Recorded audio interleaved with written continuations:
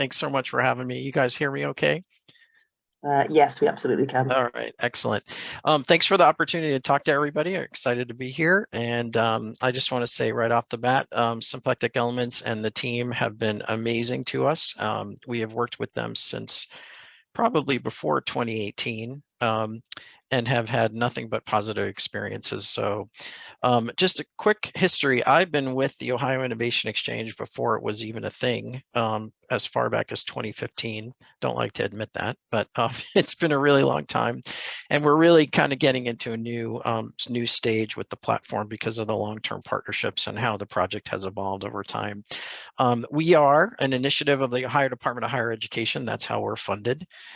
We also receive competitive grants. That's what's funding my current position, which is really all about sustainability and a future for the Ohio Innovation Exchange. Our focus is a little bit different. It isn't necessarily about connecting researchers to researchers. It's really about research expertise and connections to business and industry based to drive innovation and economic development. So I'm going to go ahead through the slides here. Symplectic Elements and the Discovery module have been incredibly innovative over time. We're just super excited about how it's evolved and where it's going. We work across business and industry sectors that are important to the state of Ohio and beyond. We also work with trade associations and build partnerships at that level. We've started to dabble in state and federal and government agencies that are doing the same kinds of things. And of course, our university researchers. The goal really is to drive economic development, whether that be employment growth, research dollars, economic output, and then market each region of the state. We are a growing collection of partners across the state. Ohio, if you throw a rock around the state, you'll land on some kind of university. We have major metropolitan areas. Columbus, Ohio is a top 15 city. Cleveland, Cincinnati, those are probably the most famous, but there are other areas of the state where there's lots of activity going on. We've just added 2 new universities, that being the University of Dayton and Northeastern Ohio Medical University has joined. We have several that are waiting in the wings, getting their data and ducks in a row so that they can participate. When we communicate to our industry partners, we really try to focus on the benefits of the platform. First and foremost, we want them, what business industry is mostly interested in is tapping into our talent. Our students are our biggest product from all our institutions. So they do that by connecting with our faculty members and then obviously all the patents that are in our database. We also talk about the ability to look not just in the region that you're located, so the institution that's right in your backyard, but across the state and beyond.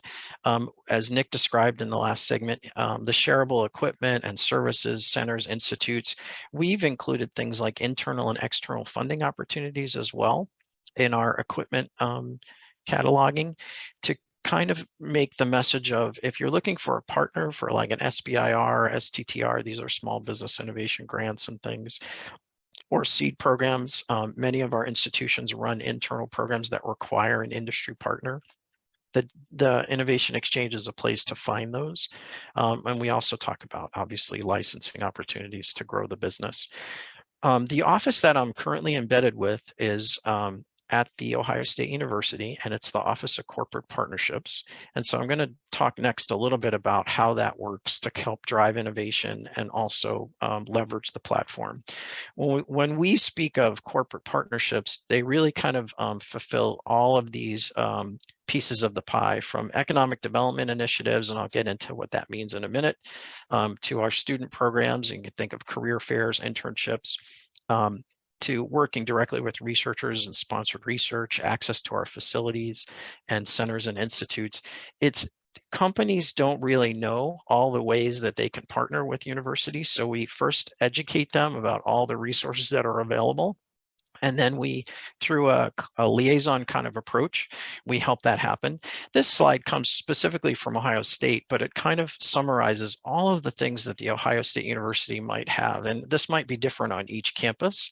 But when a company approaches us about a specific ask, we try to build that collaboration beyond the initial request to really truly help that business or that company grow. And we have business relationship managers whose job it is to make those connections and manage that partnership. And the Innovation Exchange has been an invaluable tool, the discovery module, for some of our new staff that get hired that obviously don't know the 300 plus institutions, centers and institutes that live at Ohio State. This is a great way to onboard new people and also get them quickly up to speed so that they can make those kinds of connections.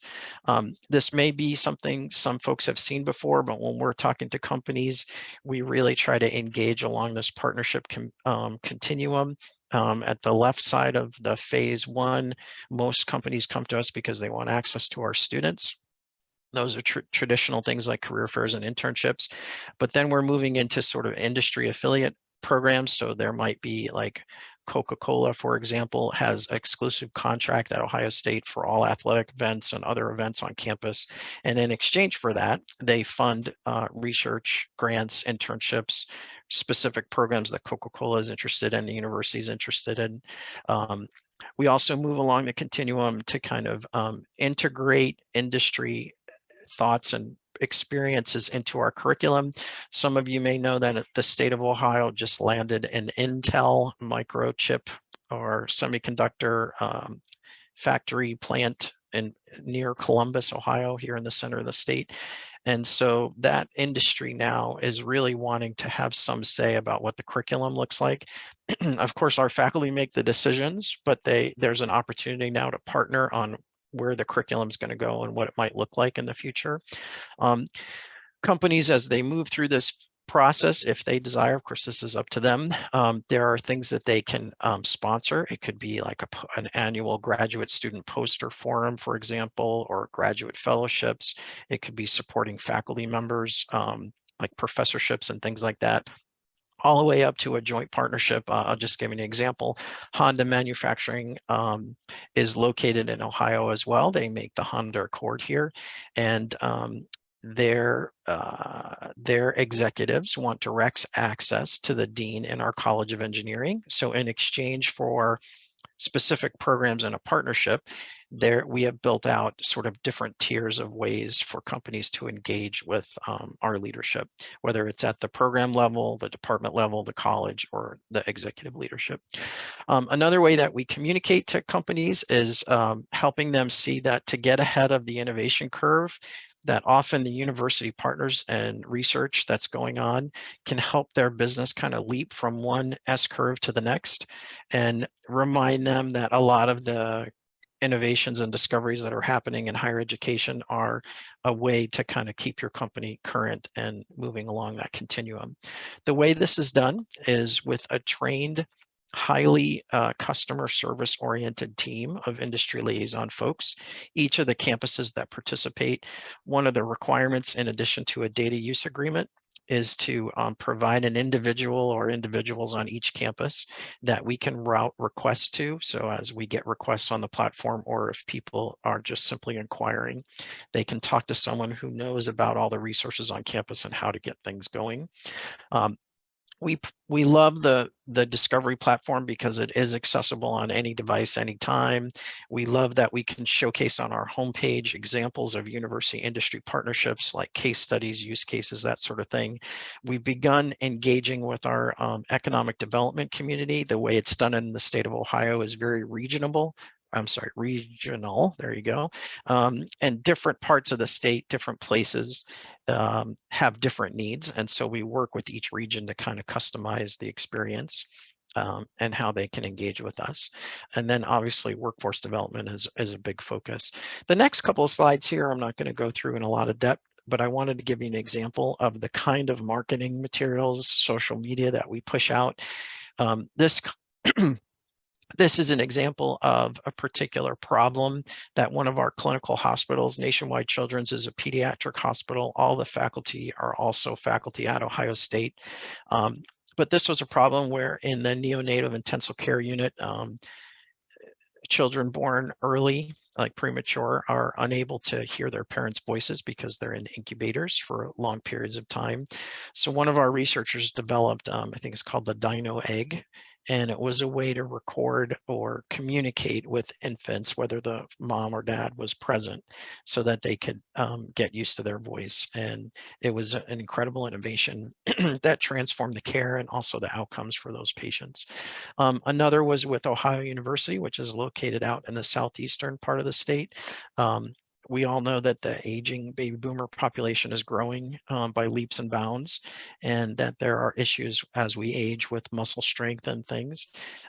So this particular partnership was with a pharmaceutical company that developed new ways to kind of enhance muscle function. And it was a clinical care kind of program and a great example of a university and industry partnership. There are several startups. In fact, Ohio State has over 100 startups in the last so many years, but this is just a sampling of some of those that we feature either within the discovery module on faculty members' homepages or their particular profile pages, or we list these as stories on the homepage so people can see what's possible and what's going on there. We have been, because we're a state initiative, we've been very focused on providing third-party documentation of the impact of what we're trying to do, so to drive economic development. And we started that back in 2016. We partnered with one of our colleagues, faculty colleagues, Irina Lendell at Cleveland State University. She's an economic economist, and did a study that looked across all the different types of expert finder systems that are out there, and different that are state-based or coalition-based. And that study is published. It was basically best practices of creating innovation exchange web portals. That's the name for ours. We then commissioned a second study this past year, and that will be published later this fall. And it was really about sustainability practices of how to keep these platforms going and driving adoption, whether it would be with the faculty, with business and industry, and across the state. So I wanted to mention that because I think this group would probably be really interested to see some of these documents. That second study hasn't been published yet. We've gotten a preview and it's been really interesting. I could maybe talk about that some other time, but it's not the focus of today. So I want to talk a bit about how the Innovation Exchange might be different from some other platforms that are out there. We really talk directly with focus groups on a regular basis. So that could be industry and trade associations. A couple examples in the state of Ohio are the BioOhio, which works in the biopharma space. They have over 300 companies across the state that are actively engaged. There's also now a new technology trade association called OIEx that's really trying to network and build a community in that space, and manufacturing is another, and so on. So we regularly reach out to those groups. We engage with them. We try to partner with them on education and programs. Obviously, we're working with the colleges and the schools and the departments and centers. We've been building our relationships with government agencies. Ohio is also home to the Air Force Research Lab out in Dayton, Ohio, on the west side of the state, where Orville and Wilbur Wright kind of hail from, the birthplace of innovation. So we've been working with them to kind of push some of the aviation engineering developments that are going on both in the Department of Defense and other places. And then recently we started expanding into each of the economic development regions across the state to talk about how the tool can drive economic development. One of the things that they do is they visit with companies, or what are called business retention and expansion visits. And so this is one of the tools now that's in their toolkit that they talk to companies about. And if they're looking to grow their business, be more innovative, drive talent into their company, the Innovation Exchange is one way to do that, because now they have direct access to the academy. We regularly look for ways to promote our tech transfer.